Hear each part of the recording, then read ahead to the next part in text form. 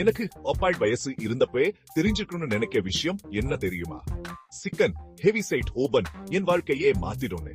வணக்கம் புட்டீஸ், தண்டபாணி டாப்ஸ் ஓர்லடுக்கு வரவேற்கிறோம். இன்னைக்கு நாம ஈரோட்டு ஸ்பெஷலான சிக்கன் ஹெவிசைட் ஓபன் பத்தி பார்க்க போறோம். இந்த டிஷ் தான் ஈரோட்டோட பெருமை.